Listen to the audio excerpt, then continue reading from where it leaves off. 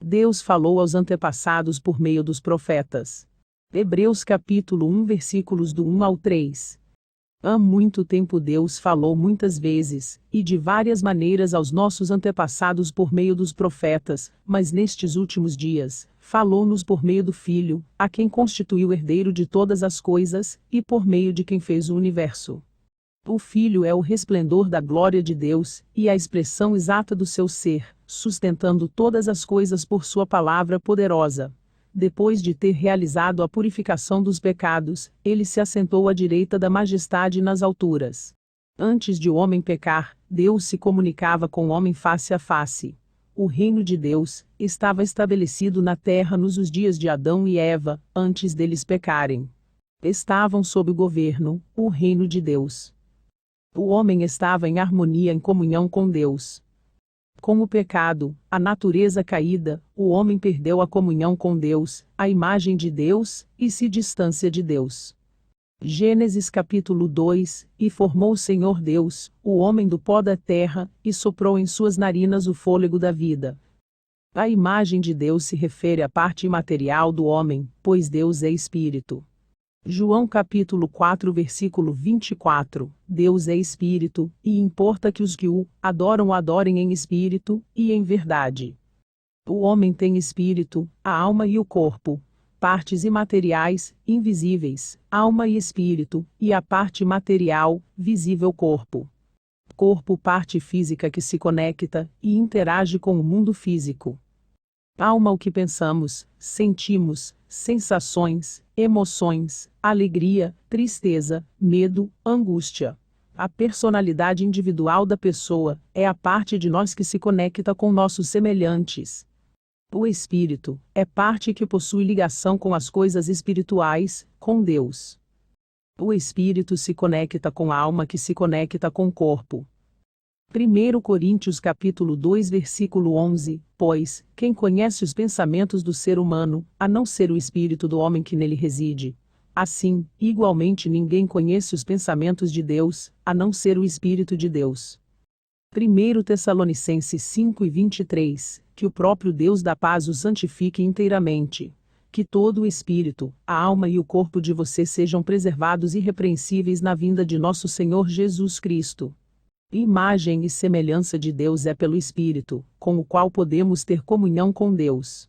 Através de Jesus recebemos o Espírito Santo de Deus. Os discípulos, depois da ressurreição de Jesus, ficaram esperando para receber o Espírito Santo. Jesus abriu mão, renunciou sua glória, seu corpo glorificado, veio à terra, se esvaziou de si mesmo, se fazendo homem. Depois da sua morte e ressurreição iria voltar para Pai, receber sua glória novamente, ser glorificado. Sua glorificação só acontece depois da morte e ressurreição. João capítulo 7 versículo 39, e isto disse ele do Espírito, que haviam de receber os que nele crescem, porque o Espírito Santo ainda não fora dado, por ainda Jesus não ter sido glorificado. Deus tem se comunicado com o homem comunicando, ele se revela aos seres humanos ao longo dos tempos, de geração em geração. Há muitas maneiras através das quais Deus fala. Um lugar desta comunicação de Deus são as Sagradas Escrituras. Usou aos patriarcas e profetas, fomos conhecendo um pouco mais de Deus de nossos pais. Até que Jesus veio, o Verbo se fez carne e habitou entre nós. A palavra de Deus vivia. Jesus esteve nesse mundo, entre nós, conosco, com um corpo físico, carnal semelhante ao nosso. Filipenses capítulo 2 versículos 7 e 8, e, achado na forma de homem, humilhou-se a si mesmo, sendo obediente até a morte, e morte de cruz. Para que pudéssemos nos tornar filhos de Deus por adoção através de Jesus nos justificando, regenerando. O profeta da lei, da velha aliança, alguns dos profetas do Velho Testamento. Isaías, Jeremias, Obadias, Miqueias, Naum, Abacuque, Sofonias, Joel, Jonas, Oseias, Amós, Ageu, Zacarias, Malaquias dentre outros.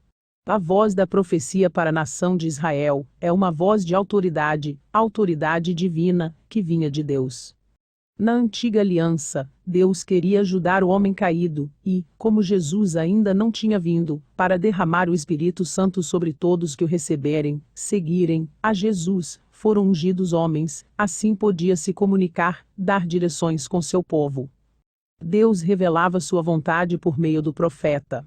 Era responsabilidade do profeta revelar a vontade de Deus para todos como nação de Israel. Deus é soberano. No Velho Testamento, no livro de Amós 3:7,8, certamente o Senhor soberano não faz coisa alguma sem revelar o seu plano aos seus servos, os profetas. O leão rugiu, quem não temerá? O Senhor soberano falou, quem não profetizará? Deus revelou a Abraão que lhe daria um filho, mas não disse quando isso iria acontecer.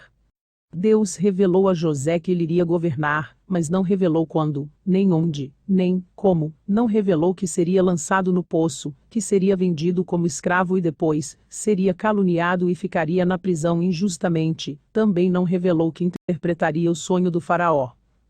Estava se referido às consequências do pecado, às punições e aos juízos, ele sempre avisava, sempre revelava, para que estivessem a chance de arrepender, mudar, na velha aliança.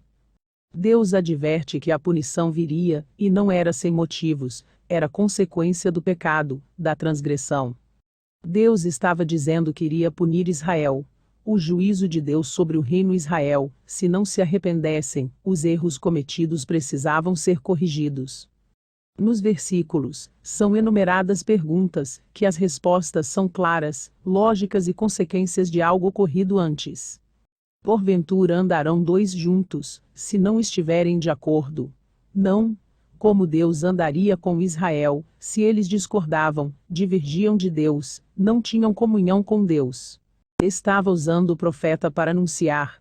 Quando ele mandasse o profeta profetizava. Foi Deus que mandou.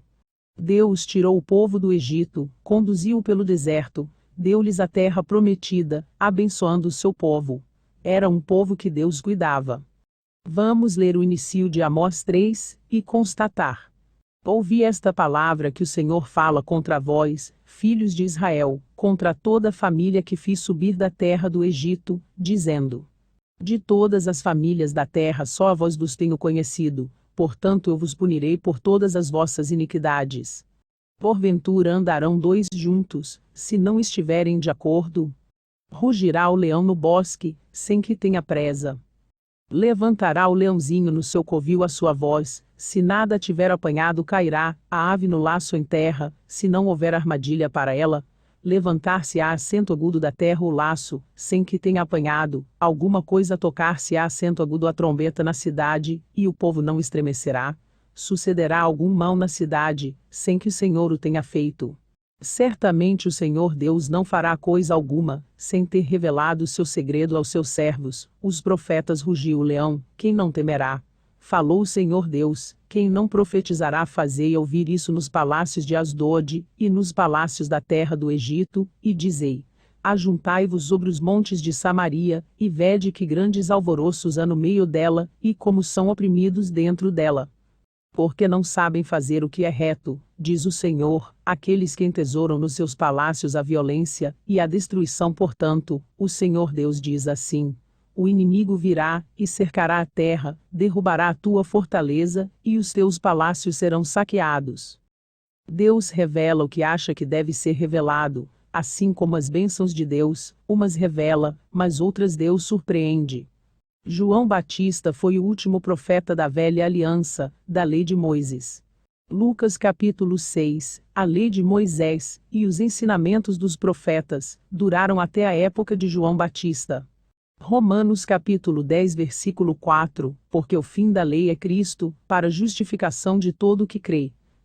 Lucas capítulo 16 versículo 16, a lei e os profetas profetizaram até João. Dessa época em diante, estão sendo pregadas as boas novas do reino de Deus, e todos esforçam para conquistar sua entrada no reino. O que leva alguns a pensarem que não tem mais profecias. Os dons espirituais estão a serviço da edificação da Igreja de Cristo. No Novo Testamento, Nova Aliança, a voz da profecia é um dom, para edificação da igreja, exortação, consolação, não mais como aquele ofício profético, como havia no Antigo Testamento, Velha Aliança, antes da vinda de Jesus. Há o dom de profecia na Nova Aliança. Dons e talentos a serviço do reino de Deus, que é o dono dos dons e talentos. Bíblia Novo Testamento Livro de Romanos capítulo 12 versículos 7 e 8, se o seu dom é servir, sirva, se é ensinar, ensine, se é dar ânimo, que assim faça, se é contribuir, que contribua generosamente, se é exercer liderança, que a exerça com zelo, se é mostrar misericórdia, que o faça com alegria. Bíblia Novo Testamento Livro de 1 Coríntios capítulo 14 versículo 16, segui o amor e procurai com zelo os dons espirituais, mas principalmente o de profetizar. 1 Coríntios capítulo 13, ainda que eu fale as línguas dos homens, e dos anjos, se não tiver amor, serei como o sino que ressoa, ou como o prato que retine. Ainda que eu tenha o dom de profecia e saiba todos os mistérios e todo o conhecimento, e tenha uma fé capaz de mover montanhas, se não tiver amor, nada serei. Ainda que eu dê aos pobres tudo o que possuo, e entregue o meu corpo para ser queimado, se não tiver amor, nada disso me valerá. Quando Jesus voltar, não precisaremos mais do dom da profecia, e outros dons, porque estaremos com Jesus, não serão mais necessários.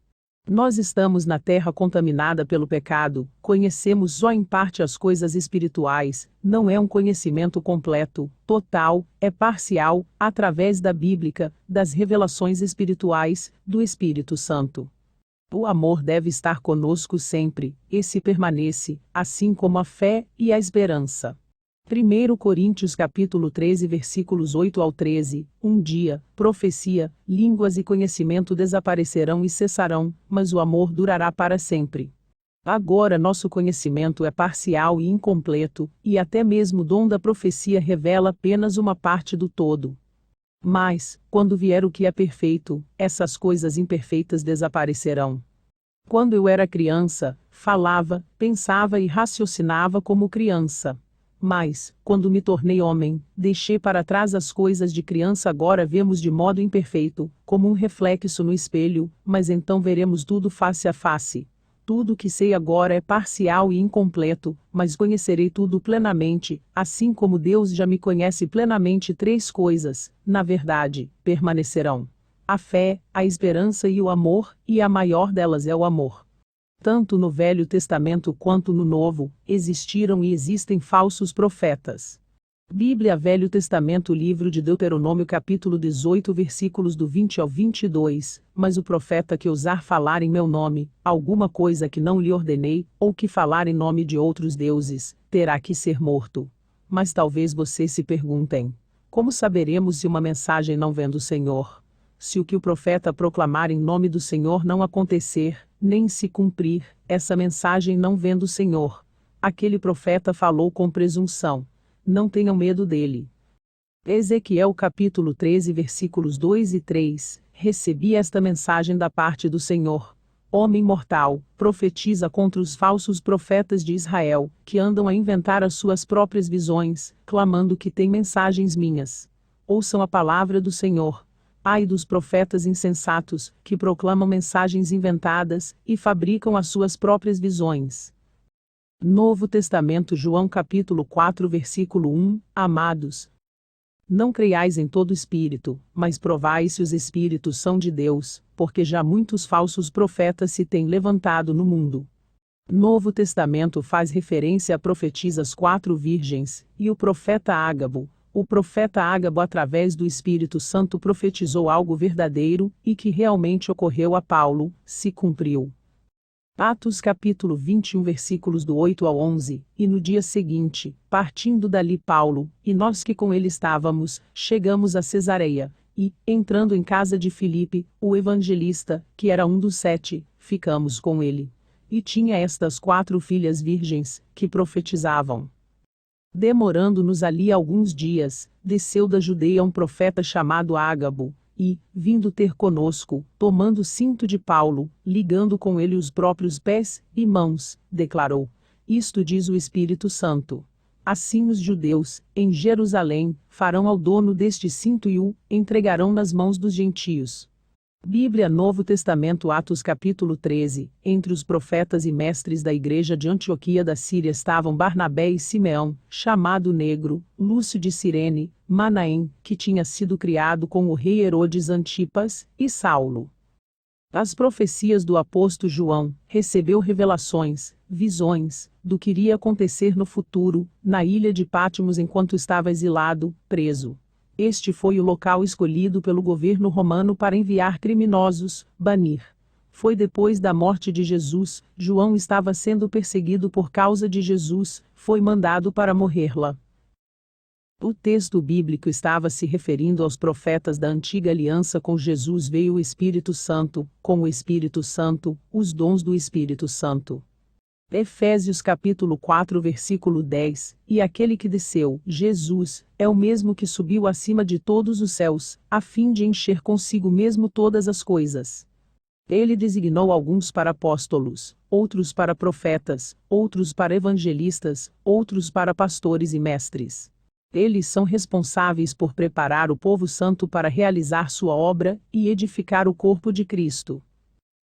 Ao longo dos textos bíblicos do Antigo e do Novo Testamento, Deus vai se comunicando com os homens, e ao se comunicar vai se revelando. Revelar-se é tirar o véu, o que separava, é aproximação, restabelecer a ligação.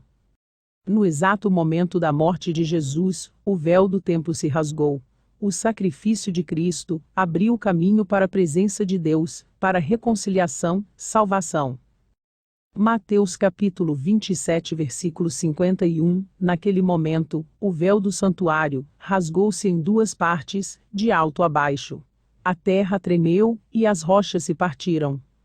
O tabernáculo, tenda portátil, que servia como um santuário móvel nos tempos de peregrinação, na velha aliança por meio do profeta Moisés, o Senhor ordenou aos filhos de Israel que edificassem um tabernáculo que seria um santuário. Ele deu instruções detalhadas para a construção, móveis e utensílios.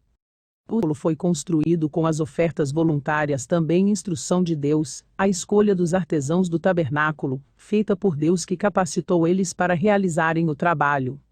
A igreja espiritual está sendo edificada com tijolos vivos, que são seguidores de Jesus, fazem oferta e se ofertam voluntariamente, as pessoas que por escolha aceitam Jesus, e se voluntariam para trabalhar na obra de Deus. A igreja espiritual, a noiva de Jesus, a igreja de Jesus, os que seguem a Jesus, que são discípulos de Jesus, obedecem, os que perseveram. Mateus capítulo 7 versículo 22, nem todo aquele que diz a mim, Senhor, Senhor, entrará no reino dos céus, mas somente o que faz a vontade de meu Pai, que está nos céus. Muitos dirão a mim naquele dia, Senhor, Senhor, não temos nós profetizado em teu nome? Em teu nome não expulsamos demônios? E, em teu nome, não realizamos muitos milagres? Então lhes declararei, nunca os conheci. Afastai-vos da minha presença, vós que praticais o mal. 1 Pedro capítulo 2 versículo 5, vocês também estão sendo utilizados como pedras vivas na edificação de uma casa espiritual para serem sacerdócio santo, oferecendo sacrifícios espirituais aceitáveis a Deus, por meio de Jesus Cristo. Romanos capítulo 12 versículo 1, portanto, irmãos, rogo pelas misericórdias de Deus, que se ofereçam em sacrifício vivo, santo e agradável a Deus, este é o culto racional de vocês. 1 Timóteo capítulo 6 versículo 18, ordene-lhes que pratiquem o bem, sejam ricos em boas obras, generosos e prontos a repartir. O Santo dos Santos era um compartimento interno do tabernáculo, ou seja, o templo, onde ficava a Arca da Aliança, que representava a presença de Deus. Somente o sumo sacerdote poderia entrar, e somente uma vez ao ano, no dia da expiação.